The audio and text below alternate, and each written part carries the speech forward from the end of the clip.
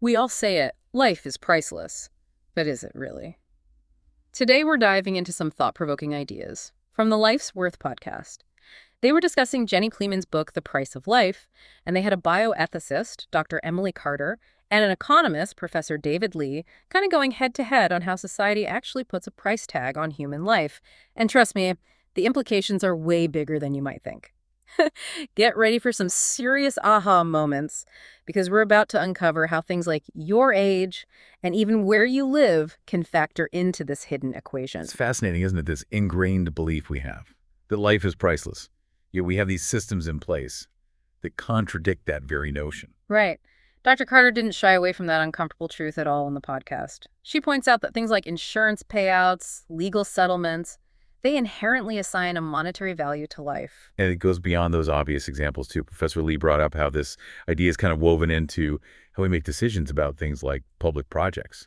So, like, if the government is deciding whether to build a new bridge, they're factoring in the potential cost of lives lost. Exactly. They use something called cost-benefit analysis, Hmm. which involves assessing the risks and benefits.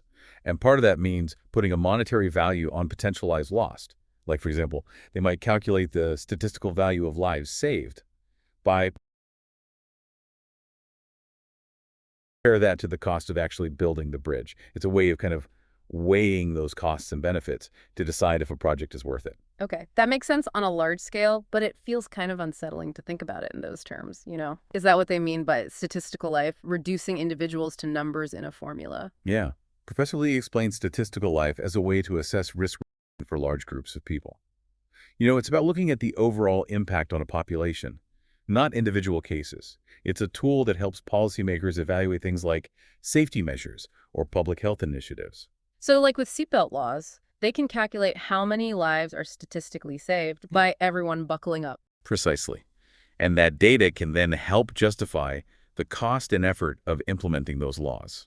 Okay, I get the logic, but it still feels strange. Like if someone you love dies in an accident, the fact that seatbelts statistically save lives doesn't lessen the personal grief.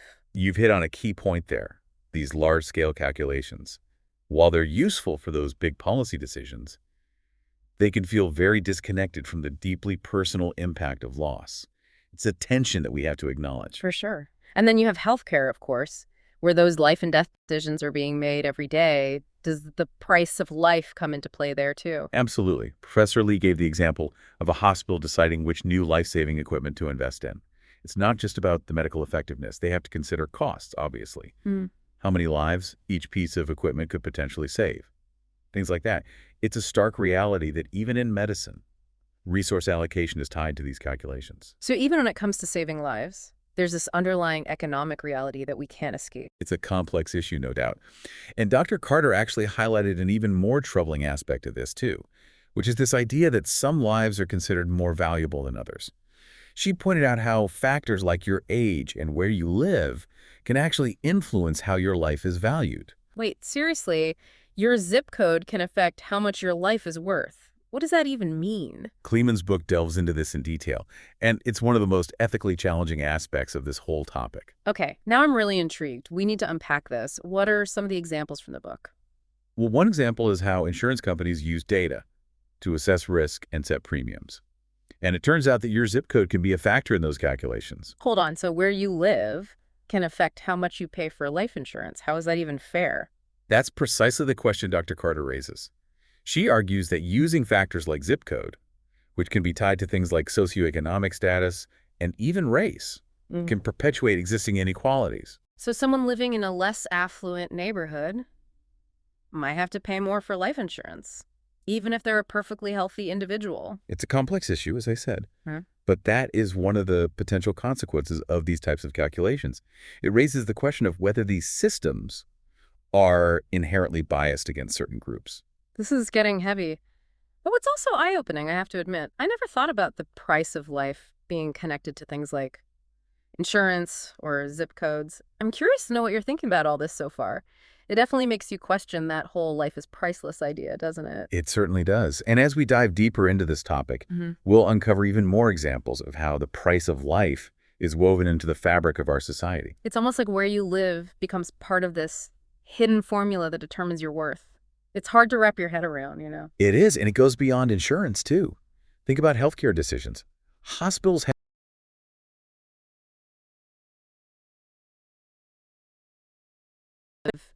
Could actually affect the quality of healthcare you receive. unfortunately, yeah, Yeah.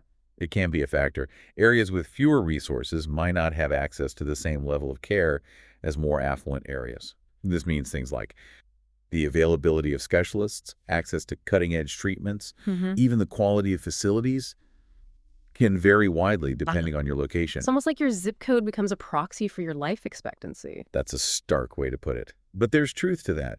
Dr. Carter really drove this point home in the podcast. These discrepancies in access and resources, they contribute to health disparities that can be literally life or death. Wow. Okay, so we've talked about insurance and healthcare, but this idea of putting a price on life goes even deeper, right? Didn't Kleeman's book touch on how technology plays a role in all of this? Absolutely. One of the things she explores is how algorithms are increasingly used to predict life expectancy and assess risk. Algorithms, like computer programs, how does that even work? These algorithms take tons of data points, everything from your medical history to your lifestyle choices Oh. to, yes, even your zip code. And they use them to calculate Hmm. your statistical likelihood, even your overall lifespan. So it's like they're creating a personalized life score Yeah. based on all this data. In a sense, yeah. And these scores can have real-world implications. Like how? Give me an example. Well, think about insurance again. Imagine an algorithm that's being used to set premiums, that flags you as high risk because of factors beyond your control, like your family history or, again, your zip code. You could end up paying more for insurance, Mm-hmm. even if you're doing everything right to live a healthy life. So this isn't just theoretical. These calculations are happening right now, and they're affecting people's lives in tangible ways. Exactly, and it's something we need to be aware of as we become more reliant on algorithms Mm. to make decisions that impact our lives. It's almost like we're outsourcing these complex moral and ethical questions to machines. That's a great point. It raises all sorts of questions about fairness, transparency, and accountability. Who's designing these algorithms? What values are they programmed with? And who's responsible when things go wrong? These are crucial questions, Mm. and ones that we as a society need to grapple with. We can't just blindly trust these algorithms to make life and death decisions Mm. without understanding how they work and what biases might be baked into them.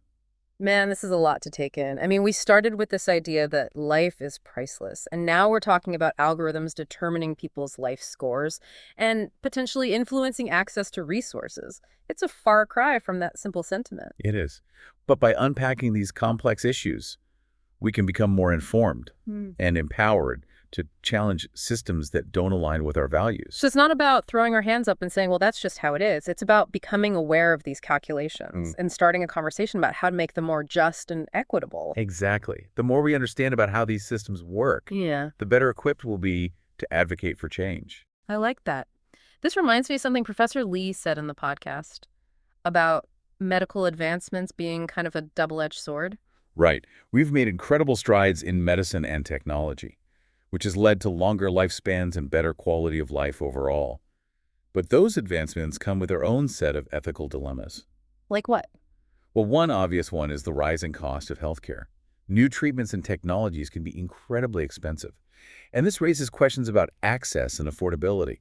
Not everyone can afford the latest and greatest treatments. Yeah. So how do we decide who gets them and who doesn't? Right. We've already seen how zip code can play a role in healthcare access, so these expensive treatments could exacerbate those inequalities even further. Exactly.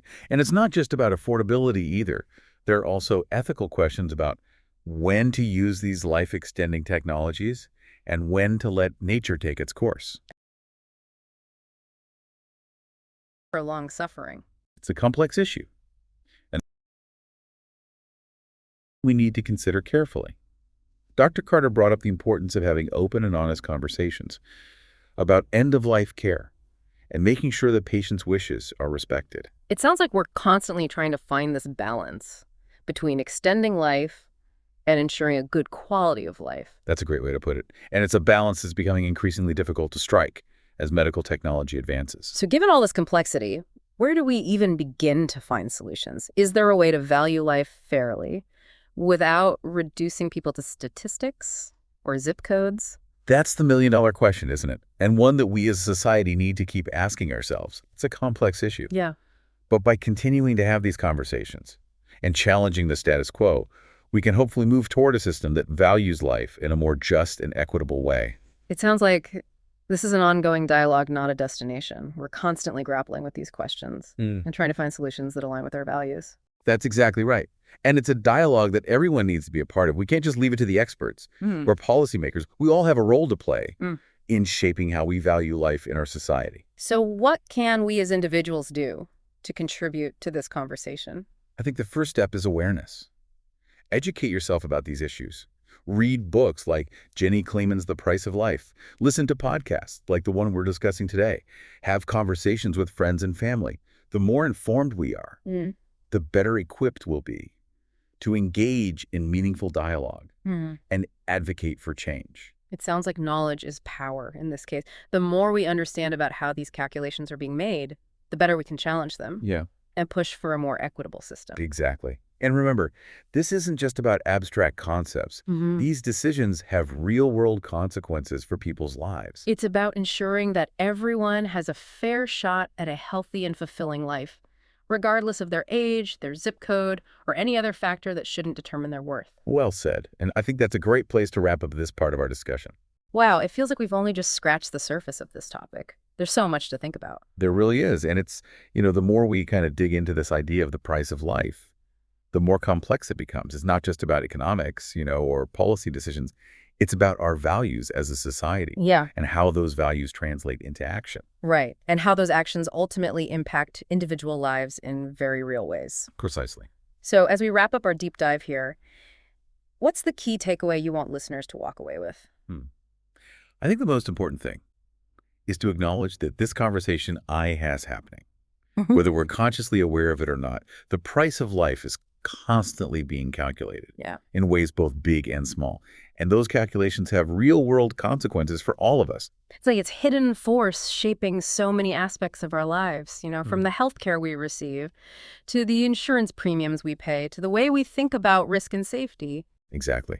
And by becoming aware of this hidden force, so to speak, we can start to question it, challenge it, and ultimately push for a system that values life in a way that aligns with our own personal values. So it's not about pretending we can avoid putting a price on life. It's about making sure that price is fair, just, and reflects the inherent dignity of every human being. Well said. This whole conversation has definitely given me a lot to think about. It's one of those topics that stays with you long after the discussion is over. I agree. And that's the power of a deep dive like this, I think. It's not just about acquiring information. It's about sparking a deeper reflection on our own values and how we want to live in the world. Absolutely. And for anyone listening who wants to explore these ideas further, I highly recommend checking out Jenny Kleeman's book, The Price of Life. It's a fascinating and thought-provoking read that will challenge your assumptions about how we value life in our society. It's definitely a must-read for anyone interested in this topic. Well, on that note, I think it's time to wrap up our deep dive. We've covered a lot of ground today, but we've only just scratched the surface of this complex and multifaceted issue. Yeah, it's a conversation that could go on for hours, but hopefully we've given you some food for thought and inspired you to continue exploring this topic on your own. And perhaps even more importantly, to start having these conversations with others. The more we talk about these issues, the better equipped we'll be to navigate them as individuals and as a society. Absolutely. So keep thinking, keep questioning, and keep the conversation going. I love it. Until next time. See you then. And that's a wrap on today's episode of The Deep Dive. Thanks for listening.